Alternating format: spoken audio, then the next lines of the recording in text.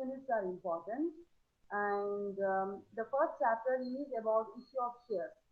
You have already studied about issue of shares in your second QC accountancy. Do you remember that? Issue of shares. In your Yes, 12th ma'am. standard, in your second QC you have studied, no? The Yes, same thing ma'am. is, yeah, the same thing with a little advancement you are going to study in your third semester. So you'll be learning like what are the journal entries you're supposed to pass when you issue the share, and how it has to be forfeited. Like say for example, if a shareholder is not paying the share money, you're going to cancel his share, and what journal entry have to be passed, even that you're going to study. Okay. Mohan Uttam. Okay. So this you are going to study in your first chapter. And in the second chapter is about issue of debentures and bonds. So issue of debenture and bonds, like it is quite similar to that of your issue of share. So you should know the difference between share and debenture. Come on, tell me what is the difference between a share and debenture? What is a share? Who is a shareholder and who is a debenture holder?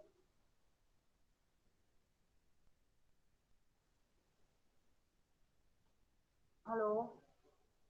Are you here? All of you, please switch on your camera. Let me see.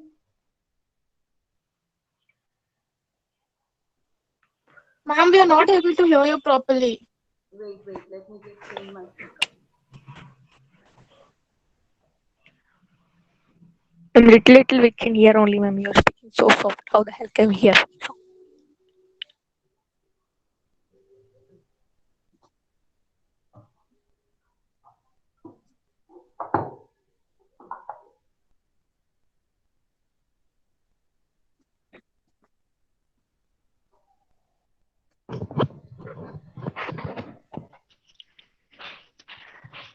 Chandana? Can you hear me now? Yes, Yes, ma'am. ma'am. Is my voice is clear? Yes, ma'am. Yes, Okay, ma'am. Yes, fine. ma'am. Okay, now Yes, ma'am. you can see my presentation, right? Chandana? Can you see my presentation? Yes. Yes, ma'am. Yes, ma'am. You can read the syllabus now. Yes, ma'am. You need, okay, come on, tell me now what is the difference between a share and debenture? What is a share? Ma'am, share is where many people invest in one Stock market. project. Yeah, share is nothing but the money invested by a person into a business, into a joint stock company is called as share. Correct. Now tell me what you mean by debenture. Debenture. Debenture. Yeah, Venture opposite debenture. venture opposite debenture. Okay, debenture is nothing but you are lending money. Share means you are investing money, isn't it? Yes, ma'am. Debenture means you are lending money. Lending the money. See, there is a difference. Investing money means you are investing without knowing whether you are going to get profit or loss. Lending means you are giving money on interest. There is a guaranteed return on lending, whereas there is no guarantee in investment. Okay. Okay. Okay, ma'am. So, shareholder is called as the owner of the company because he is investing money, isn't it? Whereas debenture holder is called as the creditor of the company because he is lending. ಅವರು ಸಾಲ ಕೊಡ್ತಾ ಇದ್ದಾರೆ, ಕಂಪನಿಗೆ ಸಾಲ ಕೊಡೋರ್ನಿಗೆ debenture holder ಅಂತ ಹೇಳ್ತೀವಿ, ಕಂಪನಿಗೆ invest ಮಾಡೋರ್ಗೆ ನಾವು ಶೇರ್ ಹೋಲ್ಡರ್ ಅಂತ ಹೇಳ್ತೀವಿ. Okay, so this is the basic difference between a share holder and a debenture holder. So you are going to study when a company issues share, what are the journal entries you are supposed to pass, and when a company issues debenture, what journal entries and how the books of accounts have to be maintained. Both you are going to study. Okay. Now in unit 3, you are going to study the financial statements of a company. So financial statements are nothing but the statement which is prepared at the end of every year to know the profit and loss as well as to know the financial position of the company. So financial statements will help you to analyze the the credibility of the company, the worthiness of the company.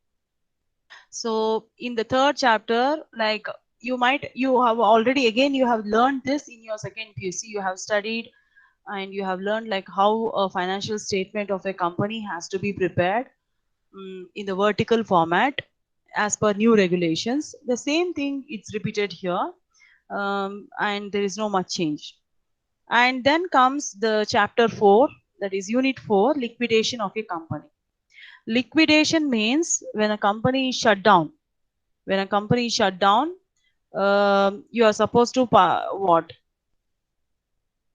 When a company is shut down, you are supposed to maintain. You have to shut down the company, and a statement has to be prepared. So when a company, how the books of accounts will be closed, and how the assets will be sold, how the liabilities will be paid off, and if there is any money is left out, how it will be shared among the shareholders. All the details you're going to study under liquidation of a company. Then in unit 5, that is redemption of preference shares, you're going to study, like as I said you earlier, like in shares we have got two types of shares, equity shares and preference shares. Equity shareholders are the permanent owners of the company. Permanent owners means they are the one who are going to invest the money at the beginning, and they are going to remain. Their money will not be refunded by the company. The company is going to give back their money only when the company is shut down. And that is the reason why they are called as the permanent owners, and they enjoy the voting rights also. They have got the power to elect the board of directors, board members also. And preference shareholders are the temporary owners of the company. If you are investing your money in a preference shares, maximum company can keep your money for 10 years. Later, the company has to redeem it. Redeem in the sense they have to repay it, repay to the shareholder. So in the chapter 5, you are going to study what are the books of accounts you are supposed to maintain, and how journal entries will be passed when a company is being redeemed. So it's very simple. And then in unit 6, you're going to study about right shares and bonus shares and stock option, and again about e-trading in BSE and NSE and SEBI guidelines. And you are going to solve problems on the issue of bonus shares also. So like chapter 6 is a mixture of both theory as well as few problems are also you are going to solve. And you can see here, I have given you the books for reference, like you can refer B.S. Raman book, or else you can refer R.L. Gupta and Radhaswamy, or M.C. Shukla and T.S. Grewal, S.P. Jain and Narang, and P.C. Tulsian. So you have got many books, and almost all these books are available in the library. You can just subscribe these books, and you can keep it for your reference. So apart from that, I want all of you to have the question bank, financial accounting. As now online classes are going on, obviously I'll discuss the questions also in the but once the regular classes starts from next month, I want all of you to have the question bank. Unless you have the question bank, you will not understand the problem. Okay, so that is the reason why please see that you have the question bank.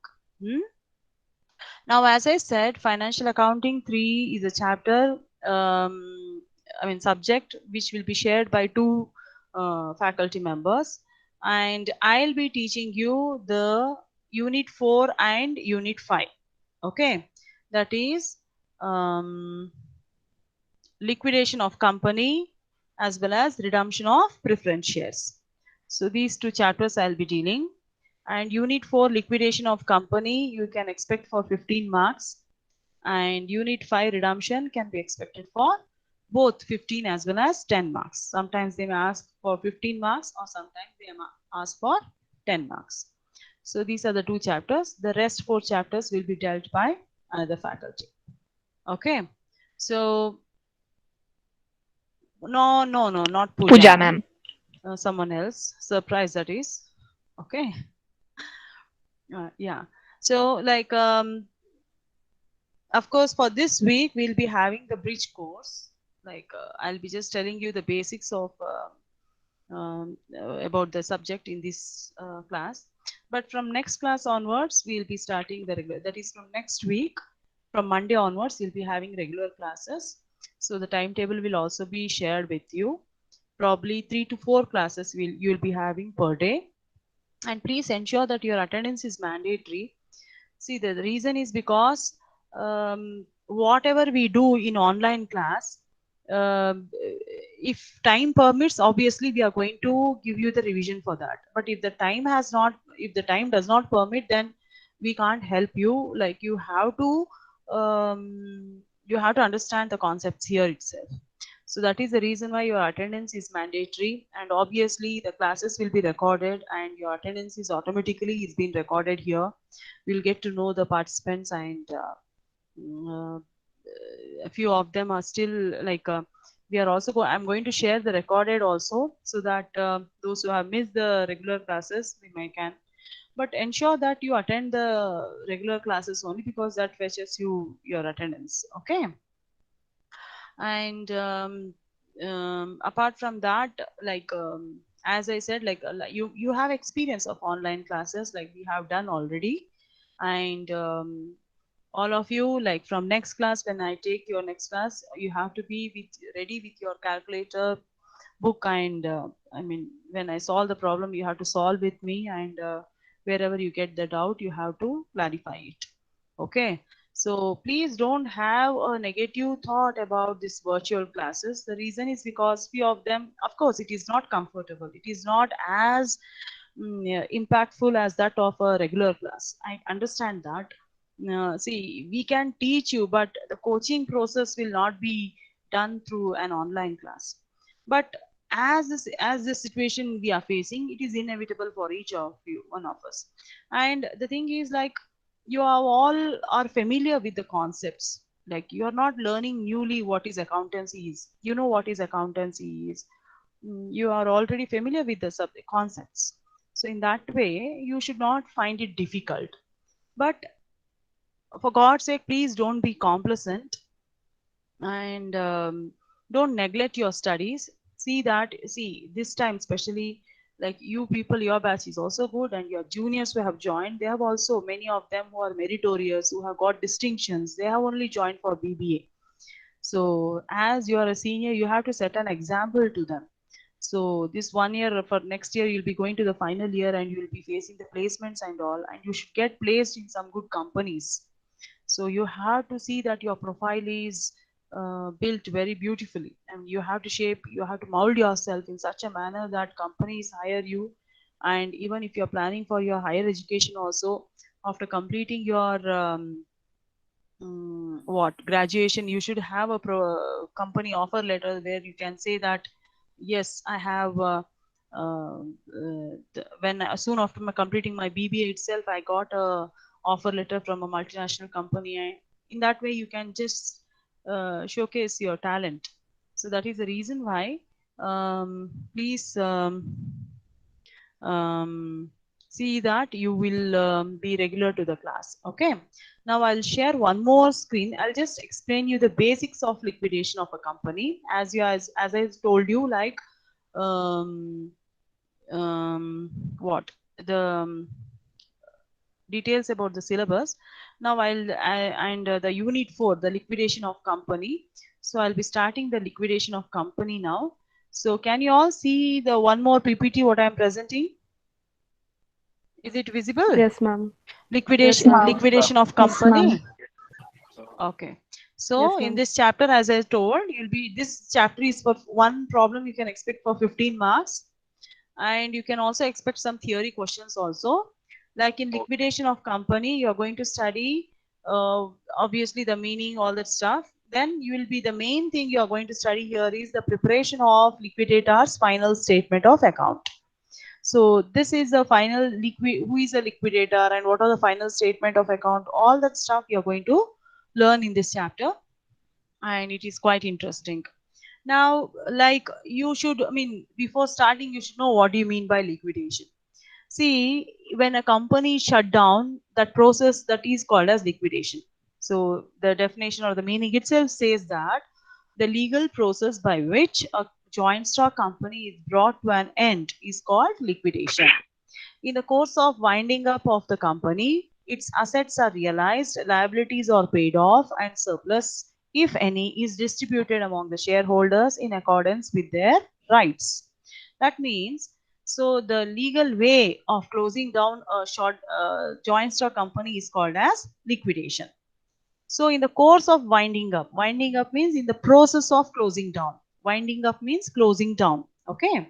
So in the process of closing down of the company, what they do, its assets are realized. Its assets are realized means all the assets what the company is owning, that will be sold. Realized means sold. Liabilities are paid off. Liabilities means the responsibilities, the loan, other things what the company owes, that is called as liabilities. Even once asset is being sold, whatever money the company gets from the sale, with that money they are going to pay all the liabilities what they owe. And surplus means, say for example, you have sold the asset for 1 crore rupees, okay, and now you are going to what, you're going to pay off, you're going to pay the liabilities. So you have paid liabilities of 80 lakhs. Out of 1 crore, you have paid 80 lakhs. What is left out? Left out is 20 lakhs. So the 20 lakhs, what is left out is called as surplus. So this surplus, whatever is left out, that will be distributed among the shareholders. As I told you earlier, shareholders are none other than the people who are the owners of the company. So this will be shared among the shareholders in accordance with their rights. In accordance with their rights means it will be distributed among shareholders according to the number of shares held by them. Say for example, you may be owning 100 shares and your friend may be owning 50 shares. So in that case, what happens? Whatever like shares you are owning, that will be distributed, I mean that will be shared by the shareholders. Now before moving on with the other aspects of the liquidation, let me just tell you, you have come across with two words. One is winding up and another is dissolution. Dissolution is nothing but liquidation. See, dissolution is a concept which is used if you are closing down a partnership firm. It is a terminology which is used when you close down a partnership firm. And if you are closing down a joint stock company, generally they say that liquidation, liquidated. So now what is the first difference between these two is winding up is one of the methods by which dissolution of a company is brought about. So it is a method in the sense it is a process by which you are bringing the company to a close. Dissolution is nothing but, dissolution is also called as liquidation, is nothing but it is the end result of winding up. End result means once you complete the process of winding up, after completing, that is after you sell all the assets, the process of selling the asset, the process of making the payment to liability, to your liability, that is called as winding up process. So once everything is done, then that is the end of the job. So that is called as dissolution. See, in winding up, what happens? Legal entity of the company continues to the commencement of the winding. See, the legal entity means the existence of the company will be there in the process of winding up. Company will be represented in the name of the company only. Say, for example, you know that company has got a separate legal entity. You have already studied about the features of joint stock company in your earlier classes. I mean, in your PUC level. So there you have studied about the features where you have come across with a separate legal entity for a joint stock company.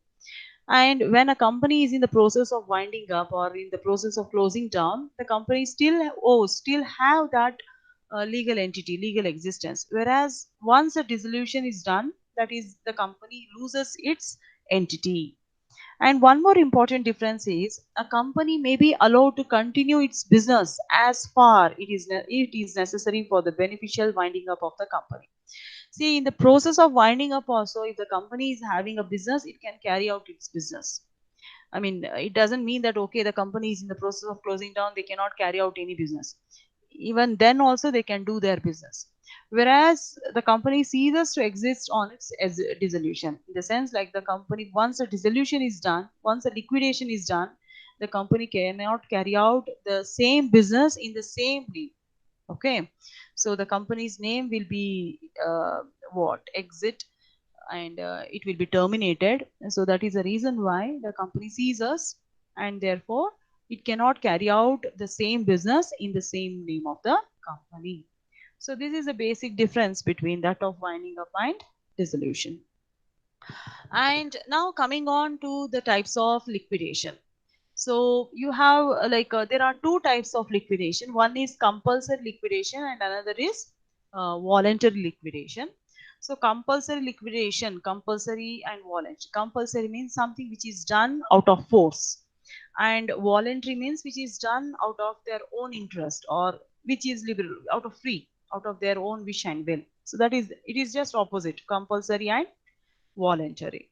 Now, compulsory liquidation, as the name only suggests, it is a formal insolvency procedure which results in a company being forcibly shut down. The compulsory liquidation process is typically initiated by outstanding creditors of a limited company through a court order known as winding up petition. See, in simple words, compulsory liquidation, it happens when a company is under insolvency. What do you mean by insolvency? Insolvency means if the company's liabilities are more than its assets, then obviously the company has to be shut down, because the company is not in a position to make the payment of its liability. The company is under severe loss. So therefore, this is when the situation arises where the liabilities of the company will be more than that of its assets. So this compulsory liquidation is, I mean, what happens is sometimes the creditors of the company, creditors who? The debenture holders. As I told you, shareholders are the owners of the company, debenture holders are the creditors of the company.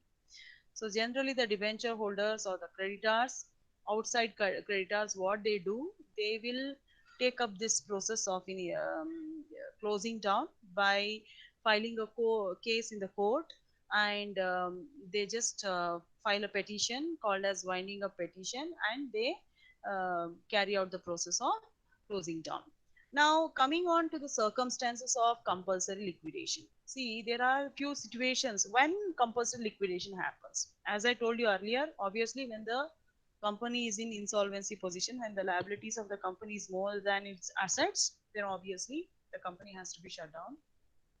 Apart from that, there are other situations or circumstances where the company has to be shut down. Now, what are those situations? The first one is if the company has not commenced a business within a year of its incorporation, or has suspended its business for a whole year. Say, for example, you have come across with the procedure of starting a company, establishing a company. In your first year PUC, you have studied in your business studies joint stock company. So there you have learned what do you mean by a joint stock company, the features of joint stock company, what are the steps to be followed for the formation of a joint stock company. All these you have studied. In the formation of a company, you have to register the company, and it has to be incorporation, means registration. So once it is registered, the company has to start its business within 1 year from the date of registration. Say, for example, if you are registering your company today on September 2nd, by next August 31st, you have to see that your company gets started. But if it is not getting started, then you cannot continue. You cannot run the business with the same name. You have to again re-register it.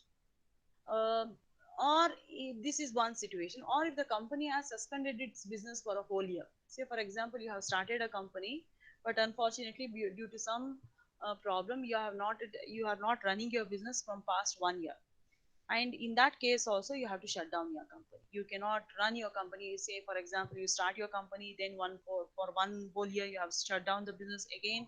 After that, if you start, then that doesn't work. The law does not allows you to do that. So in that way, you have to take up compulsory liquidation. And the second case is if the company is unable to pay its debts. That is nothing but insolvency. So if the company is not in a position to pay its what I should say, the debts, then obviously the company has to shut down. Okay, yeah. The next thing is the third thing is what you get is if the company has passed a special resolution to the effect that it should be wound up by the tribunal. So if the company has been like what, ordered by the court, tribunal here refers to the court, like a special resolution that it has to be wound up. Maybe the company may be involved in some illegal activities, or the company is not paying its debts properly. In that case, obviously, the company will be ordered by the court to be, it has to be shut down. And if the public company has failed to hold the statutory meeting or file the statutory report with the registrar of the company, that is to say, if it is a public company, like again, there are two types of company. One is private company and another is public company. So public company is a company where the minimum numbers of members will be 7 and maximum is unlimited. Now, in case of public company, they have to carry out their statutory meeting every year. And if they have failed to carry out their statutory meeting, then, or if they have failed to file the statutory report with the registrar of the company, then the company has to be compulsorily shut down. And finally, one more important thing is, if the number of members has fallen down below 7 in case of a public company and 2 in case of a private company. So if the minimum, as I said, there is a minimum number of membership in case of public and private company. So minimum number of member required for to start a public company is 7. And if it is less than 7, you're like, say, when you started a company, you had 7 members. You started a public company and with 7 members. But unfortunately, after 1 year, one person left. Now you are only left out with 6. With 6 person, you cannot carry out with the same. You cannot run the same business. It has to be shut down. Compulsory liquidation has to be done. The same way in case of private company also. To start a private company, minimum 2 members are required. So you start a private company with 2 members, but after 1 year, one person has left. In that case, one person cannot run a private company. Minimum 2 should be there. If there is one person, then obviously he has to shut down that business. He has to liquidate it. So these are some of the important things you have to remember when a compulsory liquidation takes place. Sometimes for 5 marks, they may ask you, what are the reasons for compulsory liquidation? Then you have to come out with these points. Okay. Then we have got the second method, that is voluntary liquidation. So voluntary liquidation is started by resolution of a company directors and then its shareholders. So like it can be voluntary liquidation means, say for example, if the like if the owners of the company decide that there is no profitability in this business, let us shut down. They voluntarily decide that yes, no, there is no need to run this business because we are not getting good profit, so let us close down this business. So they voluntarily decide. So voluntary liquidation generally takes place by a resolution which is passed by the directors and its shareholders. And a voluntary liquidation takes one of two forms depending on the solvency of the company. Say for example, if it can pay its debts when they fail due, solvent companies require a members voluntary liquidation. Insolvent company require creditors voluntary liquidation. Say for example, if it is a solvent company, shareholders themselves can liquidate the company. But if it is an insolvent company, then obviously creditors interference is required. Even they have to, they will take up the process of liquidation. So solvent and insolvent, solvent means if the assets of the company is more than liability, then the company is said to be solvent. And insolvent means vice versa. That is, if the liability is more than assets, then it is said to be insolvent. So voluntary liquidation can be taken out either by the shareholders voluntarily if it is a solvent company, or by the creditors of the company if it is an insolvent company. Okay.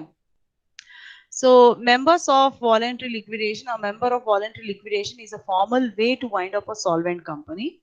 So a member voluntary liquidation requires a company to be able to pay all its debts and that all taxes, lodgements are up to date. That is to say, if you are voluntarily liquidating your company, say for example, you are a shareholder and you decide to close down your company, then you have got the right to shut down your company only when you are able to pay all your debts and you have you have ensured that all your tax have been paid to the government on time every year and everything is up to date. And creditors voluntary liquidation takes place if the company is in insolvent position, and you should not. That's what. Okay. So if there is an insolvency in the company, then the creditors will take up the responsibility of voluntarily liquidating.